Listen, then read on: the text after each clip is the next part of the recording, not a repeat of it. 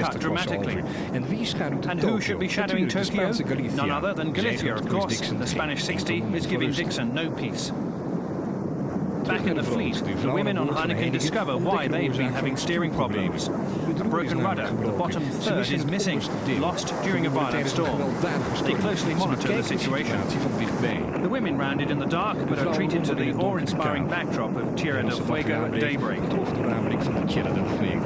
Meanwhile, Interim Justicia leads the fleet north towards Punta, stretching out her lead over New Zealand Endeavour and the chasing group of 60s. Americup is also making very good progress. The European team on Interim is sailing a near-perfect race, finding the best wind and currents to catapult them up the Argentinian coast. Zijn in een perfecte wedstrijd. Ze vinden de beste wind en stroming om ze richting de Argentijnse kust te snellen. East coast of South America. We've got a good lead over New Zealand Endeavour and a very good lead over Tokyo, Yamaha and Galicia, so we're in good shape. Having shaken off Galicia, Dixon's Tokyo now has fellow Kiwi Ross Field and Yamaha close daughters. All problems for Dolphin. Their mainsail is blown to shreds in a 40-knot storm and has been cut free. The lads then set about converting a jib for a main. In the same big blast, the Dodger is also ripped off. Galicia has lost touch with Tokyo, but spots a fishing boat lit up to attract the squid into their nets. Interim's progress, meanwhile, comes to a grinding halt. The European 60 falls into a hole, and the crew have to sweat it out. Here we are, 600 miles from the finish, which for some people 600 miles is probably the longest race they do. It's equivalent to a fast net race. In Whitbread terms, we're quite close to the finish. And it's getting quite frustrating. We've got a healthy lead, but we're quite worried about it with the light airs. You never know if the others are gaining at twice the speed that you're doing. Sure enough, the boats behind start to close up. Endeavour, which at one stage was nearly 50 miles farther back, is harnessing the wind and fast approaching Interim Justicia. In contrast to the European flight, some yachts, like Heineken, encounter horrendous weather. Winds gusting to 50 or 60 knots test the women and their Whitbread 60 with the broken rudder to the limit. But nothing Winston does seems to come good. A terrible race. It may look calm and quiet down below on Endeavour, but the tension is rising as the Maxi closes on Interim. The position's changing all the time. 12 hours ago, 58 miles behind Interim, now 20 miles behind. We're 40 miles ahead of Tokyo. It's jockeying. It's going to be all the way to the wire. Hopefully the weather will suit us all the way in. Who knows? It's going to be anybody's race, but we're giving it everything we can. A flying visitor eases tension on Interim momentarily. The extremely tame bird has taken a liking to German Tim Kruger. It's the only friend I have on this boat. A fierce electrical storm brings to an end the calm, muggy conditions and heralds more wind the following day. It's on the nose, and for the final sprint to Punta, the entire crew spend a day and night sat on the rail to maximise performance. Yeah, we're pushing the boat very hard now, not getting a lot of sleep. So by the time we arrive in Punta, hopefully in the lead, the crew are going to be totally exhausted. But Interim has to follow in Endeavour's wake. There's little to separate them, and when the New Zealand ketch crosses the finish line, Interim is only 5 minutes behind. Endeavour smashes Steinlager's record 4 years ago by nearly 2 days. The ketch is first boat into Punta and winner in the Maxi class. This has been going on for 2 days, tack for tack. Guys up on the rail, we've had everybody up for a day and a half. You know, just matching them. They got ahead. They crossed our stern last night about 12 o'clock by about 100 metres only. We got, got away again. They've started a really good race. Man, it's just been so hard. Just 5 minutes, 39 seconds later, Interim is second to finish and winner of the Whitbread 60 class, which Smith says is all he wanted. He's not impressed by the close encounters with Endeavour for the last 3 days. We're very pleased to beat the other guys, hopefully by 5 or 6 hours. And that's where the race is at. Grant's just cruising around on his own, as far as I'm concerned, getting in our way. As everybody keeps saying, they're just a nuisance as far as we're concerned, covering us all the way here. And for the third leg in a row, the Amiga flag goes to Interim for the best 24-hour run. Their new world record is 428.7 miles. Merritt Cup is the third boat into Punta del Este and second in the Maxis, 4 hours 20 minutes behind Endeavour. Despite the look on Pierre Velman's face, he admits it's his best leg. Is dit zijn beste etappe. Tokyo is fourth into Punta del Este and second Whitbread 60, finishing nearly 5 hours behind Interim Justicia. But Chris Dixon and his crew still have the overall lead in the class. It's not always fun to see a lead eaten away at, but we do have a buffer. Times like now that it's been nice to have a little bit of a cushion. So Interim did a great job. She's gained honours, but sure, we're still in front. In the closest finish yet between the Whitbread 60s, Yamaha is next, just 8.5 minutes behind Chris Dixon's Tokyo. Unlike Endeavour and Interim, theirs have been a true match race. We were in sight of Tokyo for 1,200 miles, and positions just changed all the time, and it was really just a full-on match race all the way from Cape Horn back to here. De Galicia finished al zesde en neemt in haar Galicia klasse de 93 derde plaats in. Pescanova is the sixth boat to cross the finish line, third in her class. En dan komt de Franse Then comes the French Maxime La Poste. Ze hebben een Disappointment at teleurstellende arriving 11 hours behind the first yacht, Endeavour is tempered by the welcome waiting for the crew.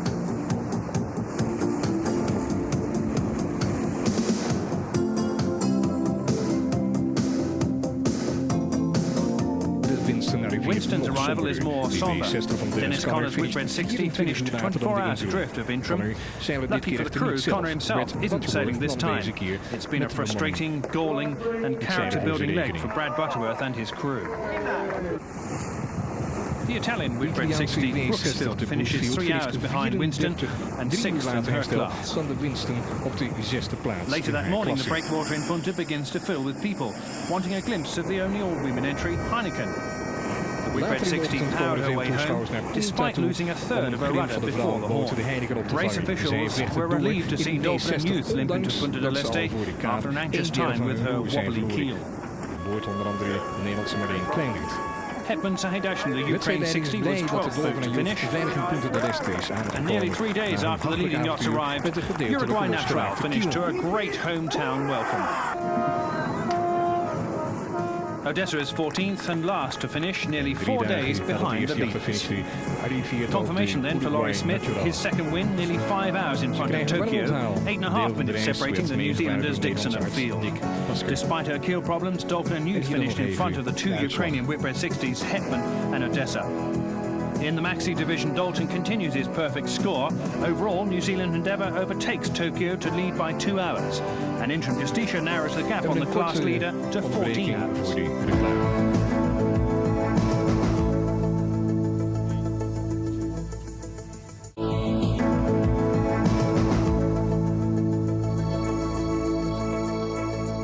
Punta del Este in Uruguay, the setting for the start of leg 5 of the Whitbread Round the World race for the Heineken Trophy. The leg covers nearly 5,500 miles, taking the 14 yachts in the fleet north along the coast of Brazil into the doldrums and then across the equator. Then it's on through the Caribbean to Fort Lauderdale in Florida, the final stopover before the last leg back to the United Kingdom. Deelneming van de laatste etappe zich klaarmaken terug naar de United Kingdom. The start gun from a Uruguayan Navy ship sends the fleet on their way, and everyone is expecting a traditional leg of light conditions. The crew of New Zealand Endeavour, leading Maxi, no light conditions will favour them. En die zouden dan in het voordeel zijn van de Maxi de New Zealand Endeavour, die momenteel But de it's a beste Whitbread positie 60 neemt. Yamaha, skippered by Ross Field, which gets over the 62 start line Yamaha met first. skipper Ross Field. Die is Tokyo, eerst op de though, has a startlijn commanding kruiste. 14-hour lead over Interim Justicia in the 60 class. Skipper Chris Dixon knows he only has to maintain consistency to win. Grant Dalton and New Zealand Endeavour are already cashing in on the light airs. They ran the first mark in pole position. 2 more Maxis follow, Pierre Velman's Merritt Cup and La Poste, the French entry, who've left 2 crew members behind in a Uruguayan jail. Then it's Tokyo and a group of 60s. Some yachts have reduced the amount of food and equipment in an effort to increase boat speed. And Interim Justicia has reduced her crew by 2 people to save extra weight. New Zealand Endeavour has the honour of leading the fleet out of Punta. The boats are all tightly bunched as they head north, jockeying for position.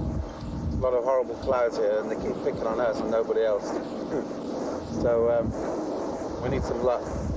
Yamaha's 54 miles ahead, and it looks like she may gain some more. New Zealand's right on the transom, gaining 6 knots of wind, 8 knots boat speed. Not so exciting.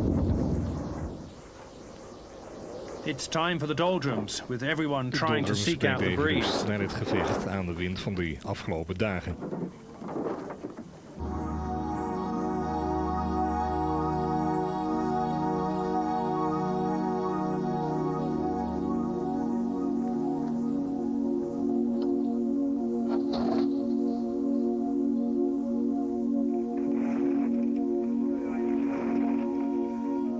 At least the doldrums brings relief after the battle into headwinds during the early days.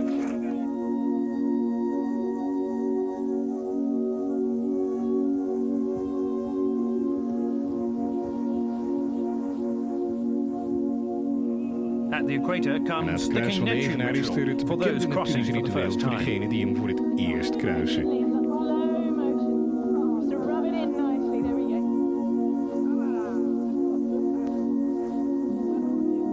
Op de 14e dag vergrootte Yamaha zijn voorsprong ten opzichte van zijn concurrenten.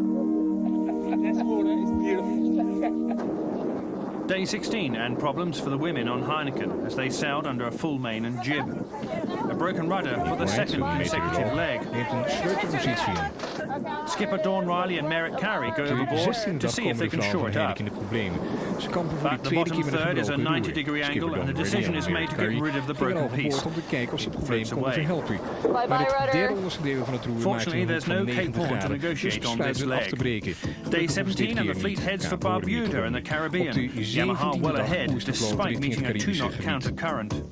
Skipper Rossfield has the leg in his grasp, but is warning against overconfidence. He knows the interim crew and Laurie Smith never give up and will chase all the way. Van de interim nooit op zullen geven en op hem zullen blijven jagen. Just gone around the island of Barbuda. 185 behind Yamaha, which isn't very good, although we've caught 25 in the last 24 hours. In the background there is the great white slug, New Zealand Endeavour, towing a huge quarterway behind her. She's again behind us, but she'll probably come past within the next 24 hours. There are some lighter moments too. The school of dolphins delight the crew of Galicia Pescanova, the Spanish entry.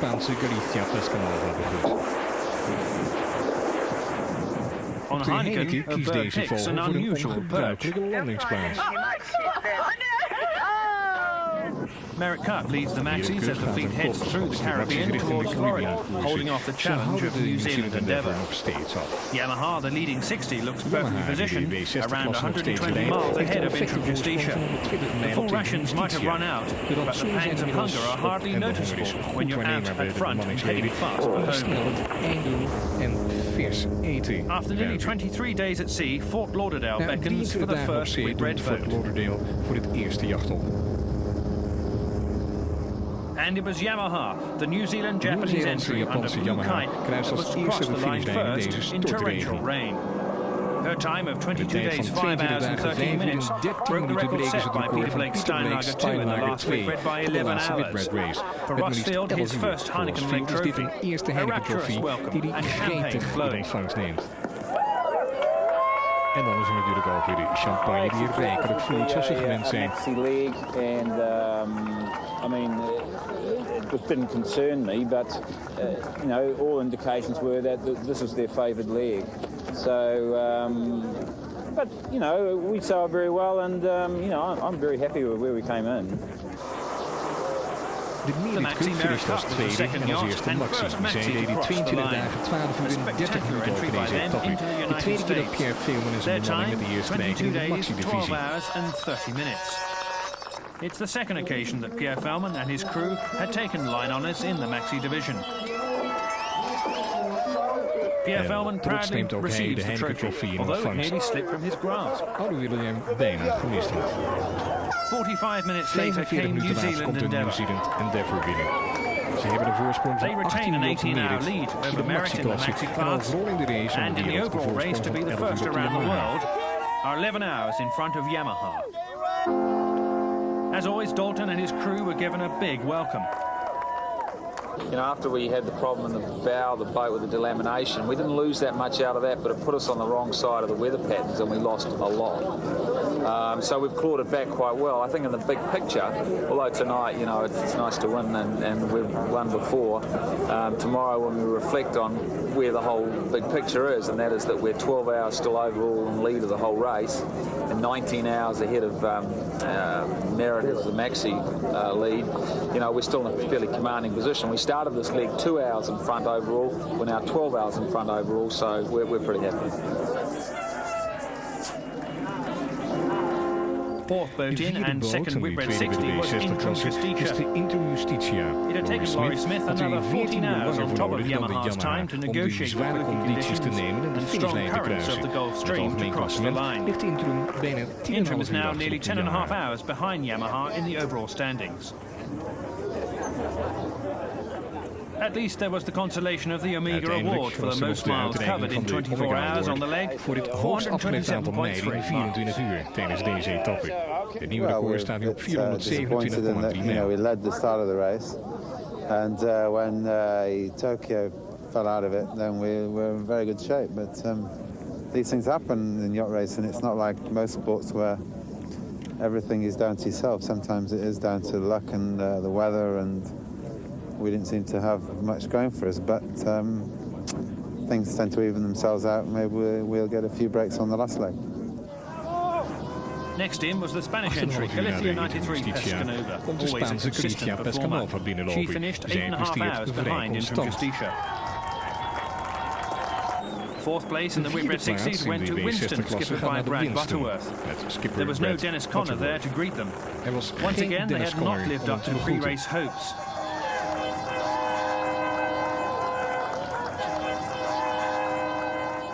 Then came the Italian entry, Brooksfield, which had led briefly in the second week of the race. Skipper Guido Maisto said problems with the sails had affected their time. Problemen met hun zeilen en dat kostte ze natuurlijk tijd. La Poste was the third maxi in. Eric Tabri's boat had suffered from bad delamination and a broken forestay. Uit de strijd gekomen. Vive la France!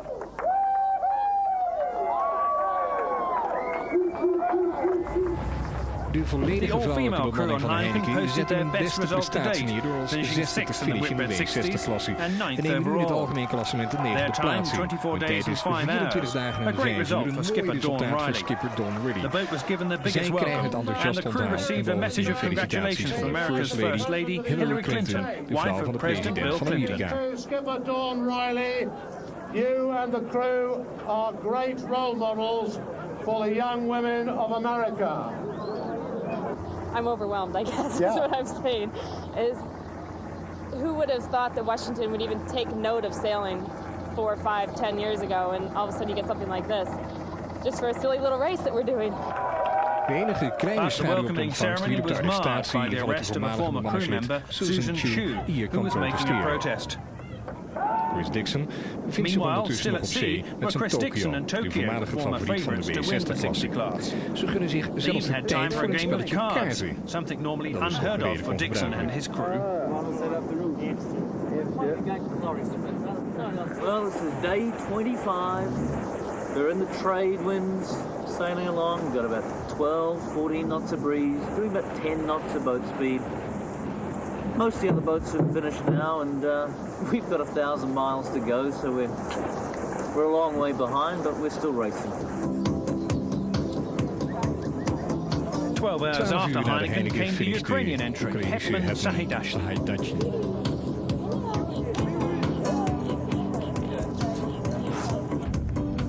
Followed by the fourth and final maxi, Uruguay Natural. Good afternoon, gentlemen. Thank you very much.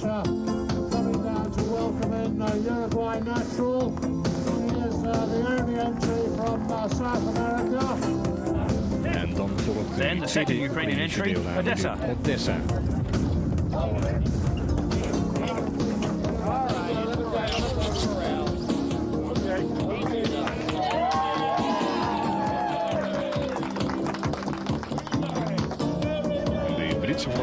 flags were out to welcome Matthew Humphries and the crew of Dolphin and Youth.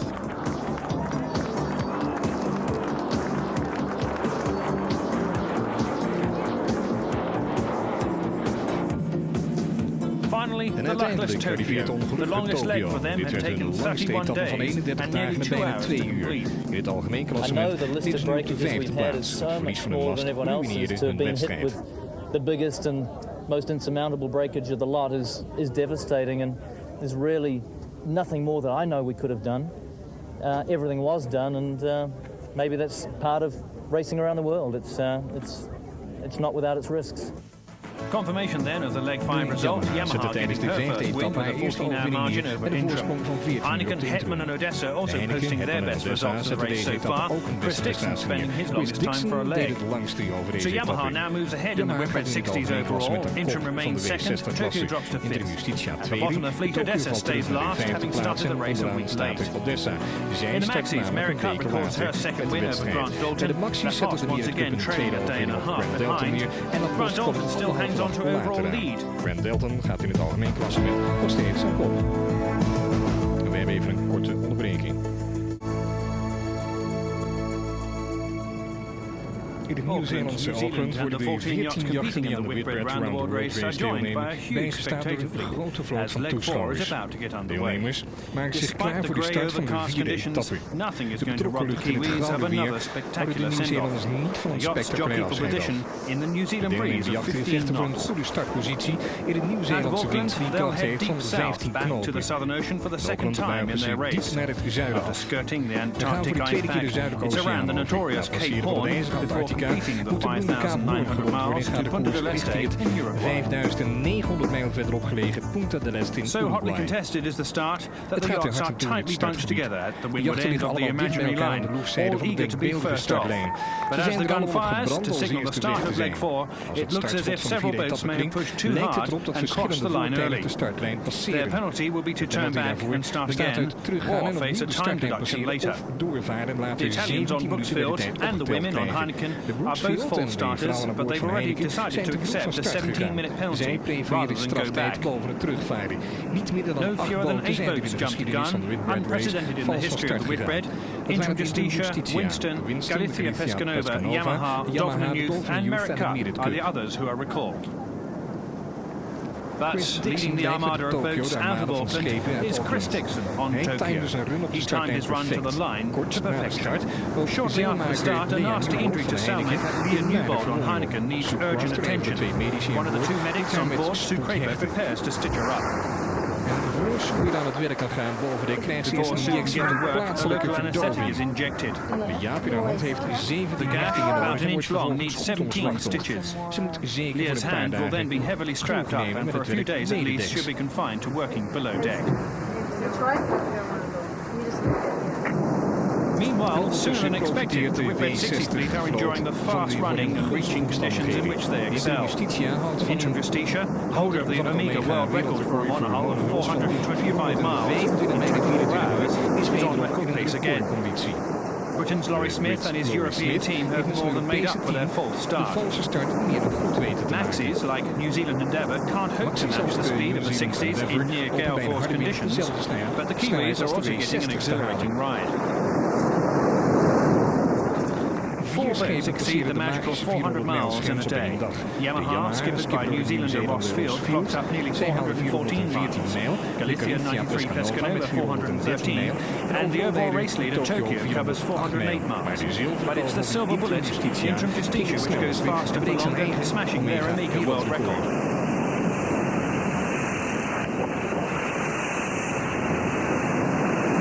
428 miles.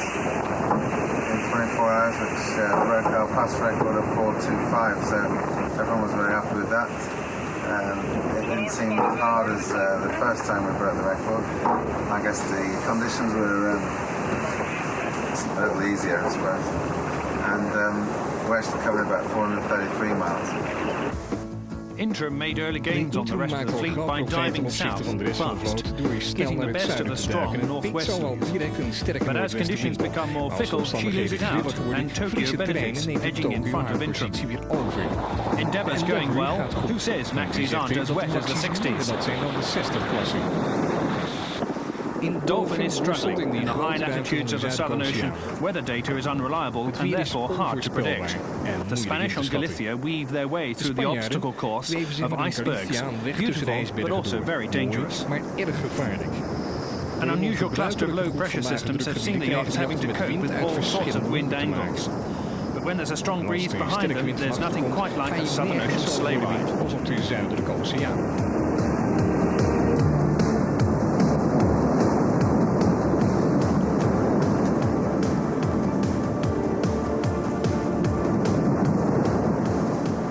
Chris Dixon's Tokyo and Javier de Gandara's Galicia are having a close tussle at the front of the fleet. New Zealand Endeavour holds a brief lead overall until Interim moves north to avoid being on the wrong side of a developing low-pressure system. Norris Smith surges ahead and is in a good position to cover his rivals. But the big match race is between Galicia and Tokyo. It's rare for two boats to be competing so closely in the Southern Ocean wilderness. This goes on for 24 hours. Tokyo's slight speed advantage allowing Chris Dixon to go past Galicia and take over the lead from Interim. But the lead swaps and changes several times as boats search for the best weather. Dolphin, meanwhile, has a crisis. There's movement in the keel and water is seeping into the bilges at an alarming rate. Er zit beweging in de kiel. Het water zijpelt vrij snel naar binnen. Skipper Matthew Humphreys braves freezing temperatures to view the underside of the yacht and discovers that the filler between the hull and the keel is cracked. Close inspection reveals that 3 bolts have sheared off. Despite reassurances that the other 19 will hold, the lads are worried. If the keel falls off, the boat will capsize in just seconds. Zal het schip in enkele seconden capseizen. At the moment we have still 1100 miles to Cape Horn, which is nearest land, and from Cape Horn it's still 1400 miles up to the Leicester. So we're concerned about the time that's left in the race to get back to Punta. So we have to take safety precautions, and that includes having all the safety gear, flares, grab bags, life rafts now ready on deck. Everybody is now sleeping around the main hatchway, just in case of any emergency.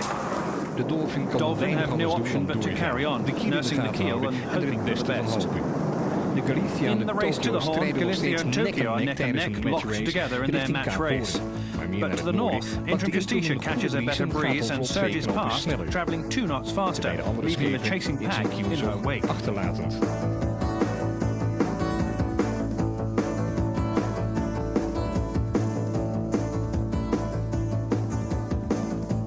Cape Horn at the southern tip of the Americas, the most mystical of maritime landmarks.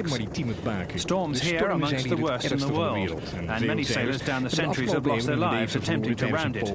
But there are no problems for Interim. The European team are the first to round the Horn, tide reaching in 30 knots of wind. New Zealand Endeavour is the next boat to round the Horn, 11 miles behind Interim. And yes, even for this group of veteran Cape Horners, reaching the Rock is still special. 15 days at sea, we've finally made Cape Horn. It's been a hard trip, but we've got Interim Justitia just ahead of us. It's been a bit like feeling like we've had a knife at a gunfight a lot of the time. We've been in Whitbread 60 conditions a lot of the way, but the guys have done a fantastic job. The boat's come through totally unscathed, other than the steering wheel just next to me got smashed the other night when a wave went through it. But for all of us to get here now and enter into the Atlantic and hopefully into lighter airs, into conditions which should suit us better, we're looking forward to that. And there's nobody on board this boat that is unhappy about getting out of the Southern Ocean, round the Horn, and into the Atlantic up towards Punta del Este. Some 40 miles behind Interim is a pack of 3 Whitbread 60s led by Yamaha. Skipper Rossfield's done well to overhaul Tokyo and Galicia. Hot on the heels of Yamaha is Tokyo. Chris Dixon's main concern must be Interim's ever-increasing lead. If Tokyo falls too far behind, then Chris Dixon's overall lead of 17 hours in the Whitbread 60 class could... En in Florida gelegen Fort Lauderdale is die woonplaats van de rijken en de locatie net voor de start van Port Everglades. Voor de start van de 6e en de laatste etappe van de Whitbread Round the World Race voor de Heineken Trophy. For the one-time Whitbread 60 leader Tokyo. But New Zealand ever is too early, and at the windward end, Interim Justicia makes a good port-tack start, but as the gun goes, Dawn Riley's Heineken tries to squeeze in without any rights and crosses the line 3 seconds early, earning a 13-minute time penalty. The next problem is the spectator fleet getting far too close to the yachts as they tack towards the first mark. Heineken al 3 seconden over de startlijn en dat betekent een penalty van 13 minuten. Het volgende obstakel bestaat uit een vloot met de vele toeschouwers. Merritt Cup, who made the best start of the Maxis, is swamped by onlookers. A new name for the British youth and disabled Whitbread 60 Dolphin Youth, which now becomes Reebok. The 4-year-old polio victim Simon Woods joins the crew as winch grinder for this leg. A very slack mainsail on Chris Dixon's Tokyo, a technique used to allow sharp changes in course around spectator boats without losing drive from the sail. Omsingeld door vele kijkers.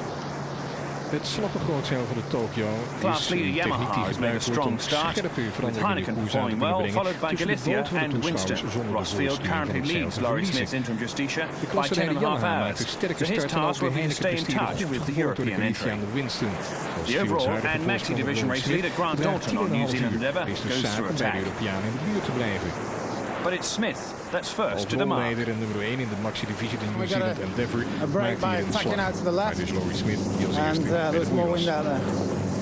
And also less spectator wash, so we're in the lead. The problem is Yamaha's second, so keep coming in, Magnus. Come on, Magnus. The all-New Zealand Yamaha is next, 1 minute behind Interim. Skipper Rossfield has a tough tactical leg ahead. Rossfield heeft een zware en technische etappe voor zich. Third round, Pierre Velman's Merritt Cup, who trails Dalton by some 18 hours. The 6th and last leg of the 32,000-mile marathon takes the fleet up the east coast of America, with the warm Gulf Stream helping them on their 3,800-mile dash across the Atlantic and into the low-pressure systems in the western approaches to the English Channel. Interim Justicia enjoys the warm beat to windward in the Gulf Stream, Frenchman Pierre Maas on the helm. The gamble for this leg is when to turn eastwards for home, leaving the favourable current of the Gulf Stream, which runs at up to 4 knots. It's Merritt Cup, desperate for a radical result, that is the first Maxi to bear away and take the shorter, direct route, joined by the Italian Whitbread 60 Brooksfield, skipped by Guido Maisto, who briefly led the 60s on leg 5 after taking a flyer. Close reaching at much better than average speeds in the rest of the fleet, both boats lead their respective classes. Interim leads the inshore pack with Rossfield close on her heels. But Merritt Cup has a 35-mile lead over the nearest Maxi, just 15 hours after the start. Brooksfield leads by 19 miles, the nearest Whitbread 60 Galicia, who also has turned eastward. The low-pressure system to the northeast benefits Merritt and Brooksfield, but out of the Gulf Stream they have no current under their keels, and the mid-Atlantic calms in Azores high beckons. One-time skipper of La Poste, Daniel Marley, keeps the Maxi hard on the wind, whilst the legendary Eric Taberley, skipper since leg 2, checks the navigation, and some crew get water and biscuits. On Tokyo, Chris Dixon, a past world match racing champion, enjoys close combat with fellow Kiwi Rossfield. Having a competitor a few hundred yards away sharpens their game. And as the wind builds, Yamaha overhauls Tokyo to windward.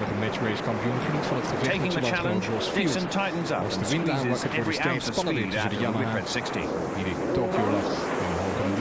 Dixon probeert de snelheid uit zijn Tokyo te halen die erin zit. New Zealand Endeavour smashes her way to windward in the Gulf Stream. It was just these bone-jarring conditions in the last leg that led to delamination of their hull. The first sail to be reefed is the mizzen at the rear of the Maxi. Dalton himself is on deck, checking the progress.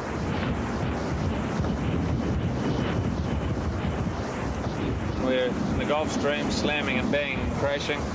The tactics are slightly different than, well, not in the 60s, but certainly Merritt is a long way ahead on the water. as we've beat up through the Gulfstream to try and stay in it because of the gains later on. It's a really worrying time.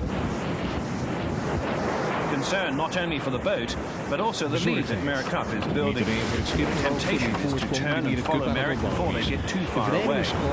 Suddenly, the 18 hours Dalton leads by looks under threat.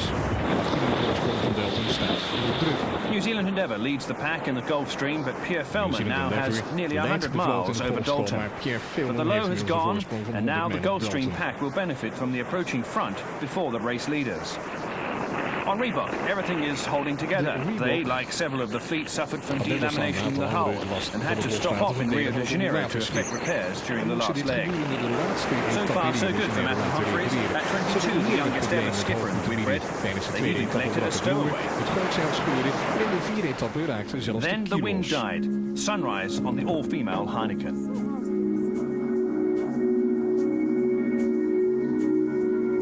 Als de wind wegvalt, daalt er alleen nog zonneschijn neer op de vrouwelijke bemanning van de Heineken.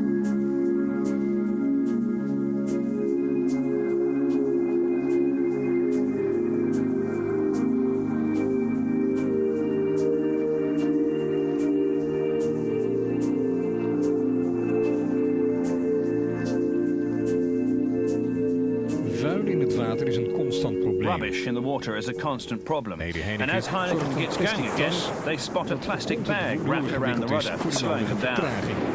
Marlene hangs over trying to dislodge the flotsam. Not easy at 14 knots. They tried stopping and reversing, but that didn't work either. Ze proberen te stoppen, maar ook dat werkt niet. It didn't work. Paul Stanbridge concentrates on trimming the sails for maximum speed on board the European entry into Justitia. Here we are in the Gulf Stream now with 4 knots of current with us. We got about 20 knots of wind and we're doing 16 knots over the ground, which is about the best speed we've had since the start. We did a few bad tacks early on when we were beating north, and in fact the whole fleet, apart from Merritt and Brooksfield, basically went the wrong way. We all stayed in the stream and they cut the corner, and Merritt's now 200 miles ahead of us, which isn't very good for us, but it's very good for Merritt. She's in a race-winning position at the moment.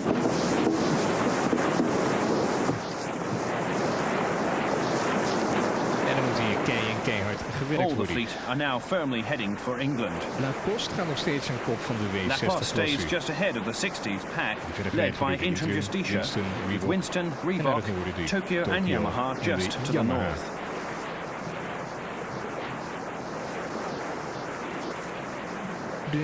Winston added the experienced American Bill Buenga to the crew.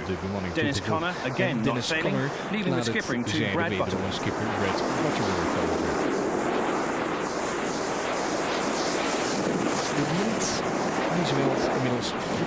The wind is building from behind, and New Zealand Endeavour carries as much sail as they dare on this downwind sleigh ride towards the Grand Banks of Newfoundland and the notorious fog and icebergs. Navigator Mike Coulter checks the wind pressure predictions on his route planning computer. De mist, die is inmiddels gearriveerd. The fog has arrived. En dan moet je weer vertrouwen op de apparatuur. Op de Brooksfield, die verder naar het zuiden ligt, daar pleegt men de radar en probeert de ijsbergen te omzeilen die zich van het Arctica wegbanen richting de warmere and meet the warm golfstroom. waters of the Gulf Stream. The wind continues to blow in the north. Tokyo is flying and averaging 20.7 knots for 6 hours and nearly breaking into Justitia's 24-hour record of 428.7 miles with a run of 427.6. It's wet and wild, but they're eating into both Brooksfield's and Merritt Cup's lead. Reebok narrowly missed an iceberg in the fog. In a desperate move to shake off Yamaha and try to find more wind, Interim heads northwards, giving ground to the other Whitbread 60s. The high pressure to the south still engulfs Brooksfield, Merritt and Galicia. The Italian hold on the Whitbread 60 lead is snatched by the speeding fleet to the north. Chris Dixon is back where he likes it, in front. Peaking at 25 knots, the Whitbread 60s are really turning on the heat. pieken van 25 km gaan de W60 stuur je flink tegenaan.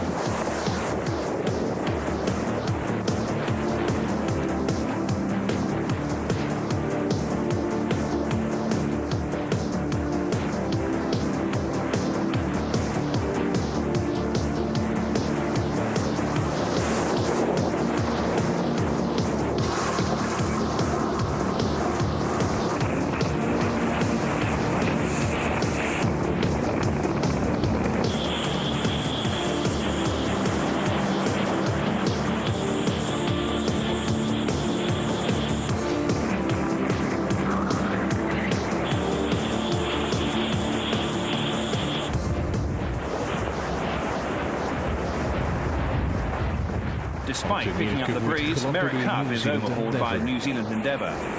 Repairs on Uruguay Natural lead to injury, not surprising in these wild mid-Atlantic conditions.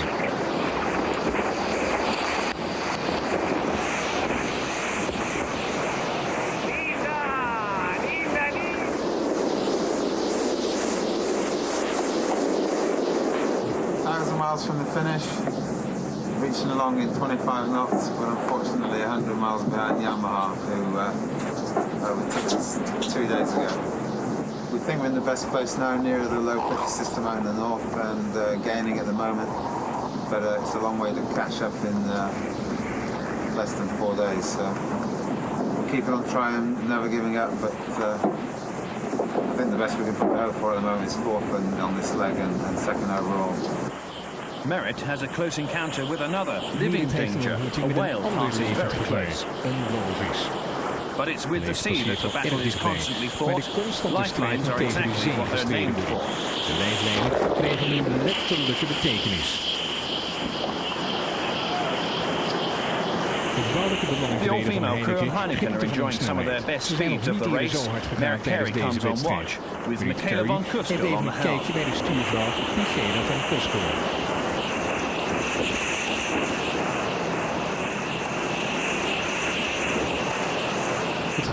The tussle for the lead is now between the 360s, Yamaha, Tokyo and an improved Winston, all catching Grant Dalton on New Zealand Endeavour.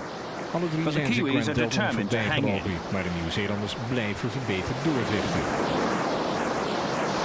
It's become pretty wild out here. We can't hold the 60s, but we're still flying, trying to keep up, do the best we can.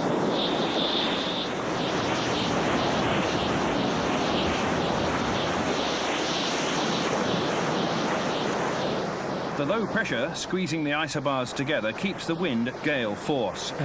Inexorably, first Tokyo, then Yamaha and Winston reel in the much larger Maxi. Incheon to the north moves up a place to fourth, Reebok dropping to fifth as they approach the English Channel. Reebok broaches in the huge seas off the Scilly Isles. Their mainsail dropped for sail repair, but still surfing down waves at over 15 knots. Het grootzeil is in verband met reparatiewerkzaamheden gestreken. En toch rijden ze met een snelheid van wheels was bent by the sheer force of a wave hitting the helmsman. Brooksfield's main has ripped apart in the gales. Grootzeil heeft het ook in deze storm bedreven. At last, the Needles, the western tip of the Isle of Wight, hoves into view on New Zealand Endeavour. But first into the Solent is Chris Dixon and the crew of Tokyo, surfing at 22 knots, proving that if it wasn't for the loss of their mast on leg 5, they would have won overall. The Maxi Ketch Steinlager 2's record crossing 4 years ago is going to be slashed by more than 4 days. The 60 surfs on a close reach up Southampton Water towards the finish line at Dockhead. Spectator fleet hard pressed to keep up.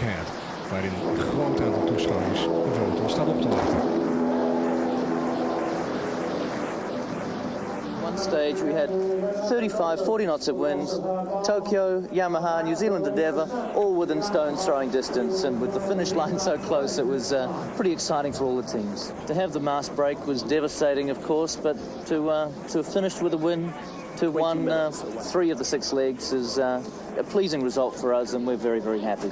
50 minutes later, Winston, their best result of the race. A few broken things, a few broken heads, a few broken legs, but you know, we've never pushed it that fast. Even in the Southern Ocean, you know, we had full-size shoot up in 37 knots for quite a while, just sitting on 21. Big seas out in the English Channel. Third by some 20 minutes, Yamaha serves the last few yards and claims the overall Heineken trophy for the race. It's been a long, hard battle, you know, and the boys are tired, I'm tired, stuffed actually, and it's been a hard leg.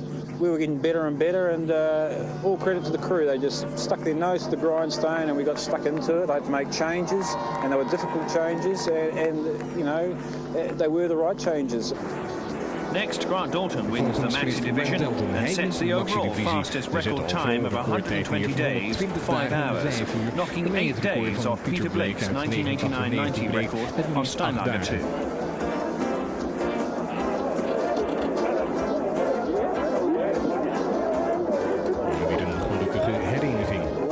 So it's going to take a while to sink in. You know, the last 24 hours have been a real battle. We knew that the 60s were going to get the legs on us.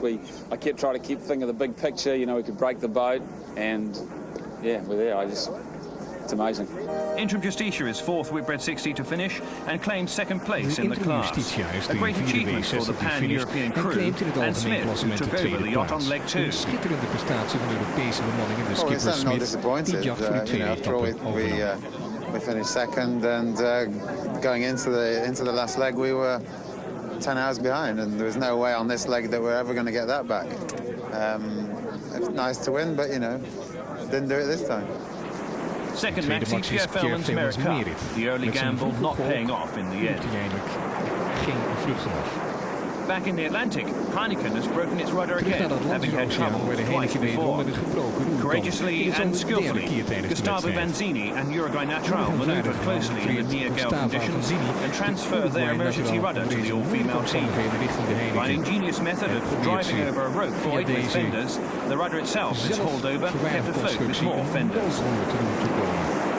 The girls soon have it bolted on to the transom and are underway again at reduced speed and zigzag their way towards Falmouth to effect repairs and collect food and gas, which is now run out. The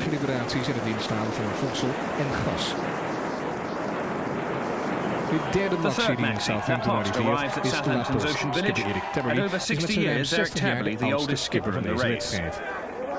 Then, their best result, 5th in class for the youthful team on Reebok, cross the line and get a special after-midnight reception as the only British yacht.